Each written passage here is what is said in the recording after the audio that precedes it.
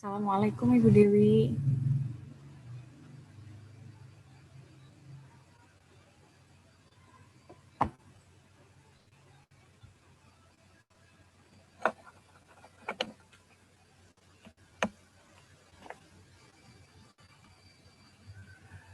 Assalamualaikum Ibu. Ya Mbak, Waalaikumsalam. Gimana Bu kabarnya Bu? Alhamdulillah baik Mbak. Alhamdulillah. Ini dari KKN mana ya Mbak? Kampus mana? UGM? UGM Ibu, nggih. Oh, udah semester berapa? Kami sudah koas Bu. Oh, udah koas. Berapa bulan Mbak? Kalau saya Yang itu KKN. Oh, kalau KKN-nya ini cuma sampai akhir April ini Bu. Oh, sampai akhir April. Iya. Berarti kemarin belum sempat ke Puskesmas ya? Cuma lewat Zoom sama Bu Dokter Eni ketemu. Iya Bu, nggih. Karena sistemnya online. Bentar ya, jadi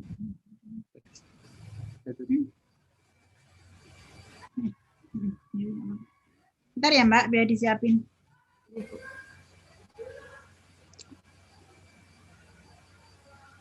Soalnya kurang suaranya kurang jelas, nanti tak pakai anu dulu.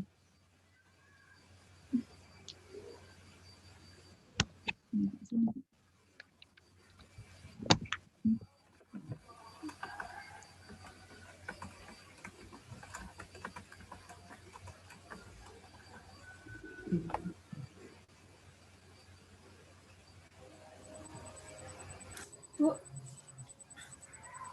kasih mual, lemas, sama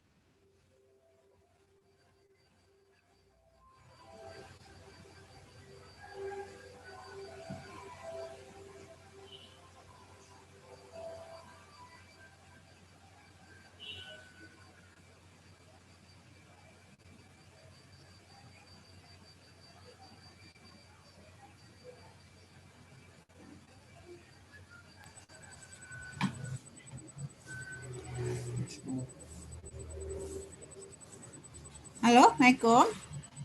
Waalaikumsalam Bu, sudah terdengar nggih Bu? Oh iya. Oh ya, tadi belum begitu terdengar soalnya pelan banget. Ini dengan Mbak siapa? Tadi belum kenalan. Bu, saya Riza Bu dari tim KKN UGM yang di Mbak Riz. tapi di Gunung Asem. Kalau saya Gimana? Di Gunung Asem Bu. Oh ini dua Mbak. Oh Gunung Asem. Ya. Alamatnya mana Mbak Riza? Saya asli Semarang Bu. Oh asli Semarang. Kalau ini Mbak Pratiwi juga, dua ya sama Mbak Pratiwi. Ya, saya Pratiwi Bu. Mbak Pratiwi. Di Dusun Tawang kalau saya untuk KKN-nya. Oh rumahnya mana? Saya di Kendari Bu. Oh Kendari jauh. Iya. Ya. Ya Mbak bisa dimulai ya. Soalnya nanti saya ada acara rapat di dinas. Iya Bu. Ini Bu, kami ingin bertanya-tanya mengenai pemeriksaan sama perencanaan kehamilan yang baik di era pandemi itu seperti apa gitu. Nah, kalau yang pertanyaan pertama ini Bu mengenai selama ini itu kesadaran masyarakat untuk memeriksakan kehamilan itu seperti apa ya Bu? Terutama saya langsung jawab ya. Terutama yang Ngororo ya. Karena kan kebetulan saya ini juga pembina wilayah pembina desa wilayah Ngororo, okay. Dan wilayah Ngororo itu buah milnya itu ada sekitar 16 buah mil. Jadi kan wilayah Ngororo itu ada 9 dusun, ya. Iya. Itu 16 ibu hamil itu yang tercover dan terdata ada di Puskesmas. Ya karena yang mungkin di BBM ada yang nggak melaporkan, jadi yang nggak kedata. Karena di wilayah Ngororo itu ada BPM, Bidan Praktek Swasta, ada 3. Bidan Erni, Bidan Siti, Bidan Sutimah. Dan ada beberapa bidan yang kadang tiap bulan nggak lapor gitu loh, nggak ada data. Jadi kadang kan nggak bisa masuk datanya. ke puskesmas. Jadinya untuk pelayanan selama ini ya lumayan banyak sih Mbak, tapi cuma kita kan memang terjadwal ya pemeriksaannya hamil itu cuma hari Senin, Selasa sampai Jumat. Itu termasuk pemeriksaan ANC terpadu di puskesmas itu dijadwalkan Senin, Selasa, Jumat. Karena kan terkait dengan kerjasama dengan laborat sama dokter umum maupun dokter gigi. Jadinya selama ini memang rata-rata hari Senin, Selasa itu nggak terlalu banyak sih, itu paling banyak itu sekitar 8-9 gitu setiap hari, tapi kadang juga nggak mesti. Itu 8-9 itu semuanya, tidak hanya dari wilayah Maros aja. Mungkin selama ini juga banyak yang bisa ke BPM. Karena pandemi ini masyarakat takut ya untuk ke puskesmas. Walaupun sebenarnya di puskesmas itu sudah di screening dari awal itu pemeriksaannya datang ke puskesmas itu di screening dulu. Nggak langsung jadi satu berbaur dengan pasien demam gitu, enggak. Jadi dari pertama awal itu di screening dulu, habis itu kalau dia di screening kok ada riwayat demam atau ada riwayat batuk pilek, itu nanti masuknya ke demam. Berarti terus kalau nggak ada riwayat itu bisa langsung ke pemeriksaan umum atau ke Polia, ke KIA gitu. Jadi memang nggak dicampur. Tapi kan masyarakat tetap kadang masih ada takut untuk ke puskesmas karena takutnya berbaur dengan orang pasien-pasien umum. Kalau untuk pemeriksaannya itu biasanya ya, ibu hamil ini ditemani tidak Bu sama suami mungkin?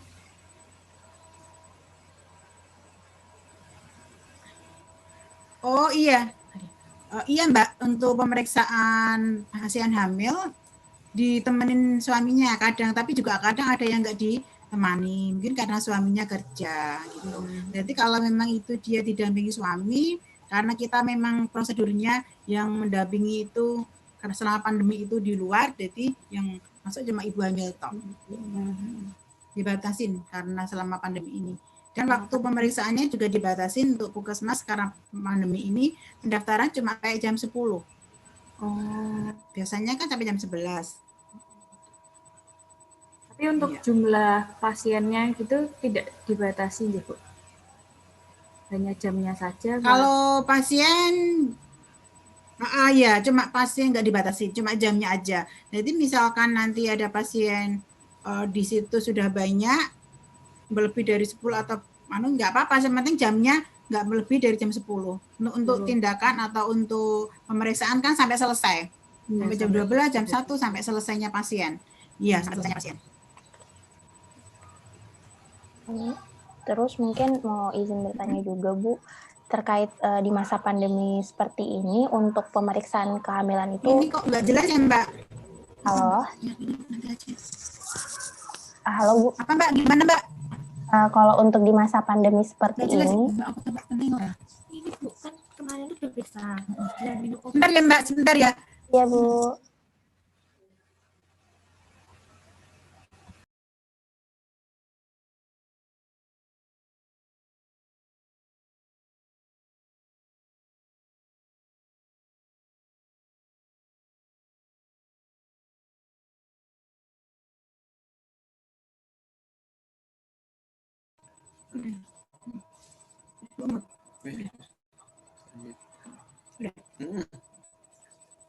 Halo, Assalamualaikum.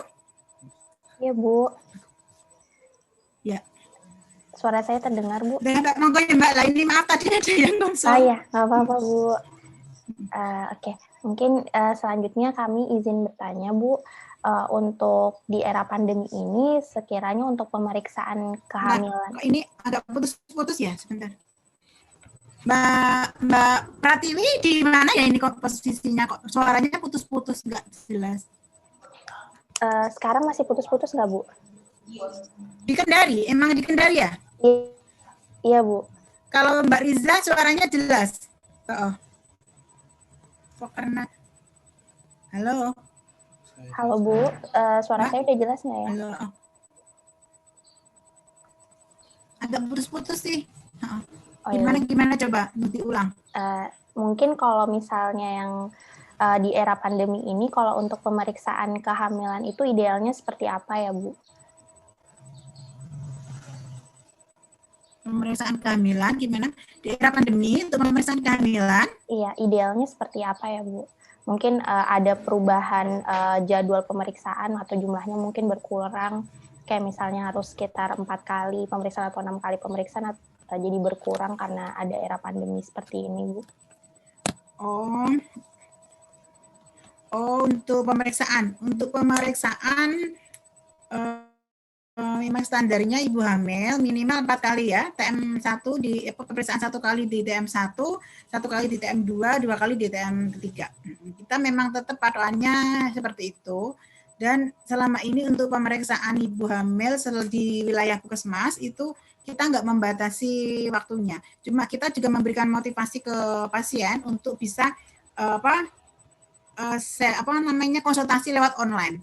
Jadinya kita tawarkan juga kalau misalkan nanti ibunya keberatan ke puskesmas, merasa takut kita memberikan motivasi untuk konsultasi online lewat via WA ke bidan masing-masing wilayah.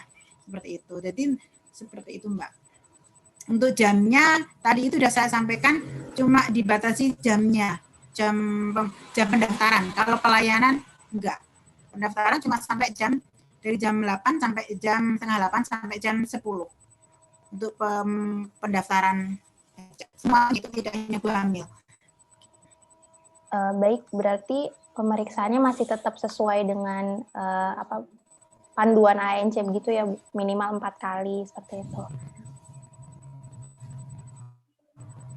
Iya, minimal 4 kali, terus tetap nanti karena pandemi ini, jadi pasien juga tetap harus mematuhi prokes protokol kesehatan seperti itu. Dan selama ini pasien nggak ada sih yang kurang dari 4 kali, rata-rata lebih malah sering. Cuma kadang ya di puskesmas masih ada yang takut itu, jadi kebanyakan masih ke BPM. Kalau di bidan kan mungkin nggak seperti kayak di puskesmas ya, banyak yang banyak mau dengan pasien-pasien umum. Oh ya, baik Bu. Terus terkait dengan program pelayanan di puskesmas terkait dengan ANC itu ada yang ditiadakan atau mungkin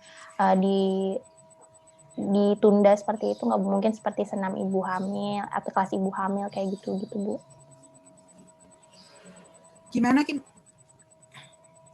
Gimana Mbak, diulangi Mbak, nggak agak putus-putus lagi. Baik Bu, saya ulang.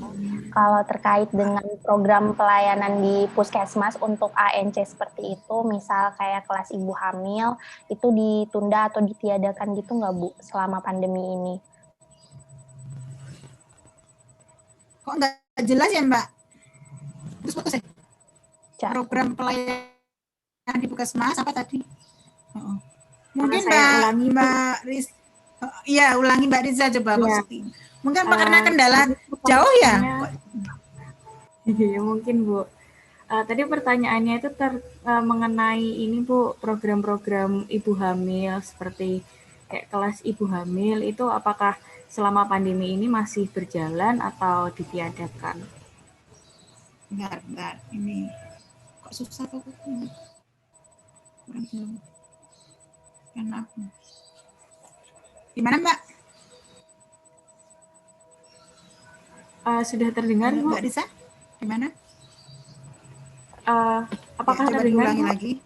Oh iya, saya ulangi ya Bu. Untuk program-program untuk ibu hamil nulis ya. Oh, iya. Mbak, apa sebaiknya sama nganu ya Mbak, ngechat ya? Oh iya, iya Bu. Yang kurang jelas. Jadinya saya bisa sama baca. Kalau suara saya jelas ya sampai sana ya? Jelas Bu, iya. Oh iya ya, sambil dicat coba ya.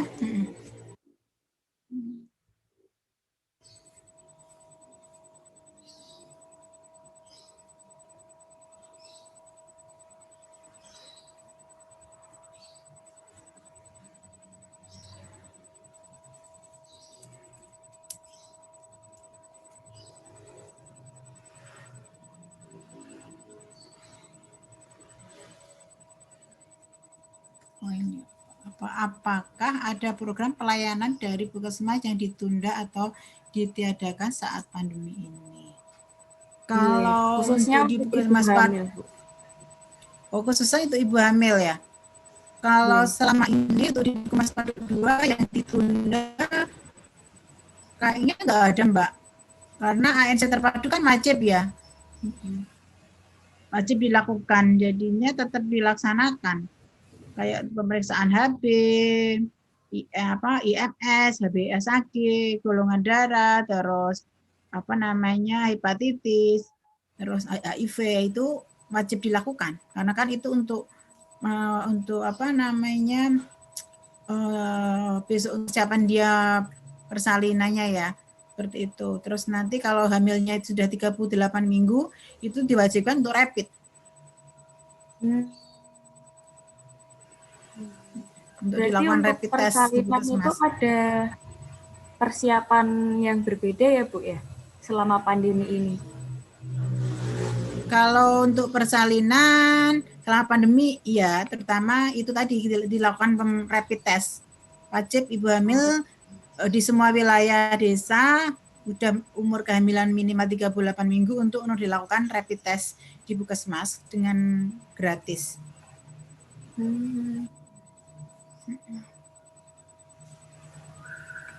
Soalnya kemarin ada beberapa kasus yang positif juga ibu hamil.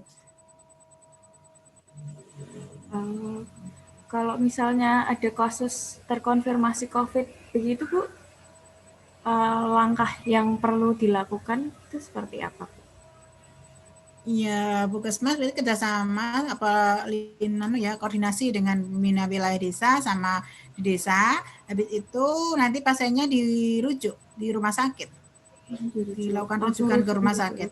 Iya, dilakukan rujukan ke rumah sakit. Rumah sakit terdekat berarti rumah sakit Wonosari, nggak semuanya rumah sakit karena kan tidak semuanya rumah sakit punya ruang isolasi untuk pasien COVID. Jadinya rumah sakit tertentu, terutama rumah sakit wilayah daerah ya, rumah sakit daerah Wonosari, RSUD Wonosari. Kalau untuk kasus yang akan bersalin gitu Bu, tapi terkonfirmasi positif? Gimana? Kalau untuk ibu hamil yang positif tapi sudah memasuki masa persalinan gitu Bu? Ya itu langsung dirujuk di rumah sakit. Iya. Iya, terus nanti isolasi kan diulang dengan swab ya. Nanti kan dirapid dulu. Terus di swab tunggu hasilnya untuk isolasi mandiri, habis itu langsung ke rumah sakit. Dilakukan di rumah sakit. Berarti bedanya itu untuk saat pandemi ini persalinannya bedanya di swab aja gitu ya Bu? Persiapan persalinannya. Bedanya gimana Mbak? Bedanya berarti di persalinan saat pandemi gimana, ini. Mbak Pratiwi? Ini Mbak Pratiwi memberi pertanyaan misalnya seperti kelas ibu hamil. Oh ya, kalau kelas ibu hamil memang selama pandemi kita tidak lakukan. Ya, kita tidak melakukan Mbak. Kelas ibu hamil, kelas balita, kita tidak pending, kita lakukan pending dulu.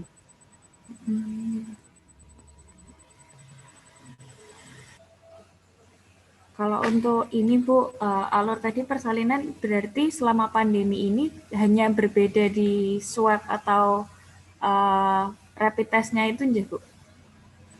Kenapa Mbak? Selanjutnya sama.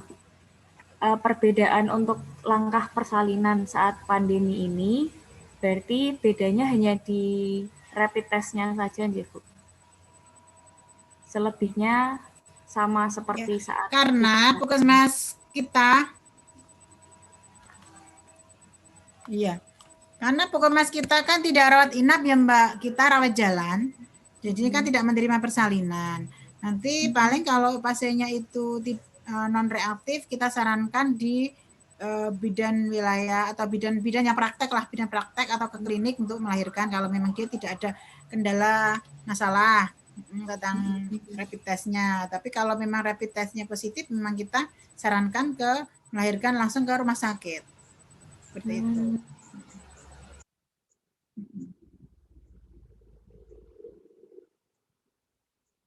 Baik Bu, mungkin kami izin melanjutkan pertanyaan. Saya tulis di kolom chat saja, nanti tidak jelas. Iya. Iya. Iya Mbak. Oh, kadang jelas, kadang hilang gitu loh Mbak. Ini agak jelas, tadi hilang. Sudah masuk Bu di kolom chat. Oh ya Mbak, apakah perencanaan kehamilan di era pandemi ini saat diperlukan?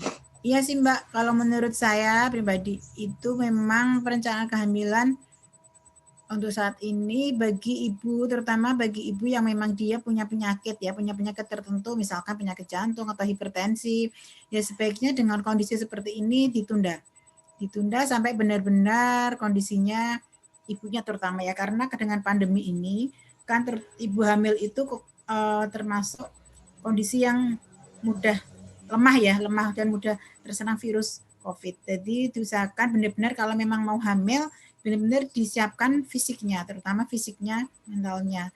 Terus kalau memang dia sakit ya itu tadi ditunda dulu aja.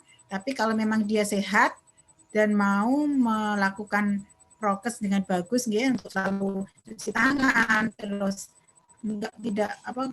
tidak keluar rumah atau tidak berkerumun, harus jaga jarak, pokoknya benar-benar mengikuti protokol kesehatan dan kondisi sehat bisa dilakukan untuk ibu, bisa untuk melakukan perencanaan kehamilan.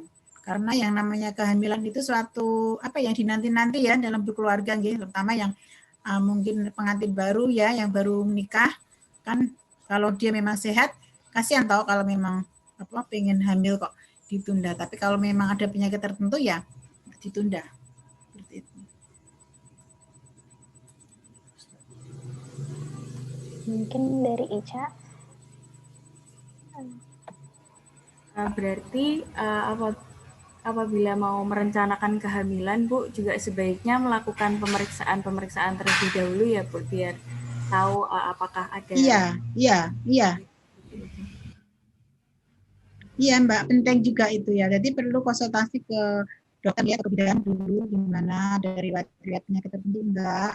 Itu memang perlu dilakukan ya. Jangan sampai nanti terjadi ibu hamil ternyata dia ada penyakit tertentu yang malah memperparah ya, atau membuat kondisi bayinya juga semakin tidak sehat, apalagi dengan situasi seperti ini.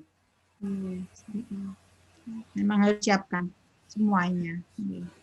Lebih baik siap ya Bu ya.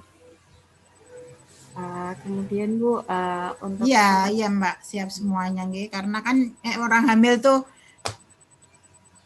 ya 9 bulan gitu ya Bu. Jadi memang harus dalam kondisi yang fit, diusahakan.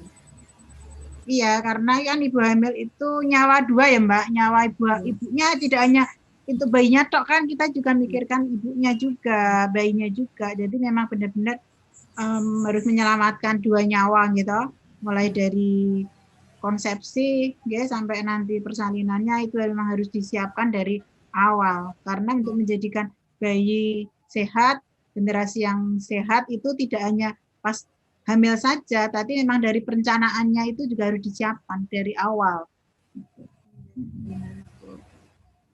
termasuk itu, dari persiapan menikah loh Mbak itu. Mbaknya belum nikah toh? Belum Bu. Masih single kan? Masih. Iya.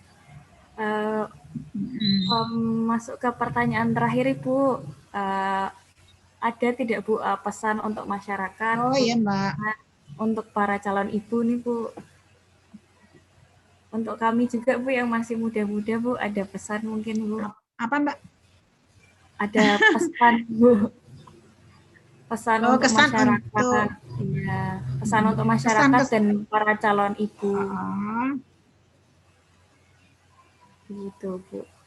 Ya untuk masyarakat, terutama untuk remaja ya, atau mungkin masa yang mau mendekati menikah atau ya untuk perencanaan kehamilan nantinya, memang mulai itu tadi saya bilang untuk disiapkan jauh hari ya, karena menikah atau punya anak itu kan suatu anugerah, dan ya menikah ya itu persiapannya mulai dari dari awal nih, dari benar-benar persiapannya harus matang-matang, terutama psikisnya harus disiapkan.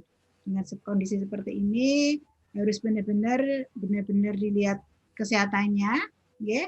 Apalagi orang Jawa kan dulu ngarani untuk mencari jodoh kan harus bibit, bobot, bebet ya Mbak ya. Itu juga pengaruh ya Mbak ya. Ya kita mungkin Mbak tadi siapa nggak tahu ya, istilah kayak gitu, bibit, bobot. Nah, itu juga harus mempengaruhi proses dia besok menikah itu seperti apa. Kan ternyata istilah itu juga penting ya. Mungkin takutnya dia dari keluarga yang punya penyakit keturunan. Nah, itu kan dia pengaruh ya. Seperti itu. Jadi memang harus disiapkan. Jangan sampai nanti kalau dia menikah atau punya anak, punya penyakit-penyakit tertentu. Apalagi dengan pandemi seperti ini, dan kalau mau punya anak, benar-benar dipersiapkan, benar-benar matang. Gitu ya, jangan sampai nanti terjadi apa-apa atau jadi masalah yang malah akan memperberat penyakit ibunya atau keluarganya juga. Jadi memang harus disiapkan semuanya biar semua ibunya sehat, bayinya sehat.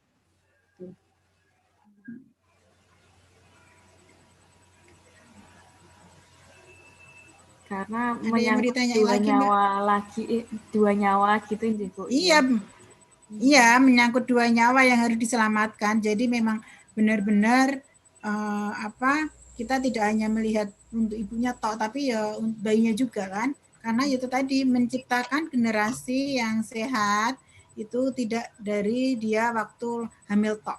Jadi juga harus disiapkan dari dia mau menikah. Termasuk menikah dengan siapa. Nah, itu juga harus disiapkan, gitu. Terus iya menikah dengan siapa itu juga harus disiapkan kan, itu ada runtutannya kan Mbak, ada runtutannya, gitu. Itu harus disiapkan juga kondisi fisik bapak ibunya disiapkan, ya. Terus misalkan kan apalagi orang hamil itu fisiknya psikisnya itu kan sensitif, gitu. Jadi memang harus benar-benar dijaga apalagi dengan kasus seperti ini. Orang mencari rezeki aja kalau kondisi seperti ini juga kadang menimbulkan masalah dalam keluarga kan, seperti itu. Jadi juga harus benar-benar siapkan yang kurang punya anak itu kebutuhannya banyak. Kita tidak hanya nanti berlahiran wes itu, tapi ramanya berkeluarga itu permasalahannya kompleks juga. Jadi memang harus disiapkan termasuk ekonominya gimana, itu kan juga pengaruh ya, seperti itu. Jadi nanti akan mempengaruhi gizinya, soalnya juga pengaruh gizinya dia, nanti gizinya nggak tercukupi, juga bayinya nggak sehat juga gitu. Jadi memang semuanya dari persiapan untuk hamil, mulai dari menikah, hamil, melahirkan, itu memang harus benar-benar siap fisik, mental, semuanya, termasuk ekonominya, semuanya harus benar-benar disiapkan, gitu. Jangan sampai itu tadi terjadi hal yang nanti jadi masalah. Apalagi pandemi ini kan orang kadang ada yang memang susah mencari ekonominya, agak berkurang ya. Dulu mungkin jualan apa-apa, sekarang juga dibatasi kan, seperti itu. Juga dilihat. Ya Bu, mungkin itu dari kami. Mungkin satu pertanyaan lagi saya kirimkan di kolom chat yang terakhir, Bu. Ya. Udah ada pesan untuk ibu hamil saat pandemi ini tidak Bu, agar tetap berani memeriksakan ke puskesmas. Oke, untuk kesan ataupun pesan ya ke pasien ibu hamil itu saya sarankan nggak usah takut, ya nggak usah takut untuk periksa ke puskesmas, karena kalau di puskesmas sekarang sudah dari awal itu tetap dilakukan screening.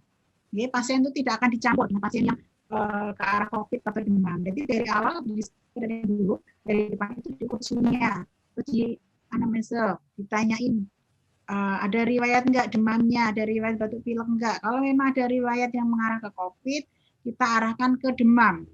Ruangannya pun terpisah sendiri. Jadi ditaruh ke demam. Kalau memang pasiennya sehat, tidak ada keluhan yang ke arah COVID, sesuai dengan pasien mau periksa di mana, gigi, ke umum atau ke KIA. Nanti kita sarankan sesuai itu. Jadi tidak dicampur dengan pasien yang ke arah COVID, pasien demam. Jadi nggak usah takut, tetap periksa aja ke puskesmas, tapi dengan syarat yaitu tadi tetap mematuhi prokes, ya, protokol kesehatan. cuci tangan, dari depan itu harus cuci tangan dulu, ukur suhunya, harus pakai masker, jaga jarak. Ya, itu tetap harus dilakukan. Terus yang misalkan jadi didampingi suami, itu yang masuk memang yang boleh suami apa istrinya aja atau yang pengantar untuk di luar.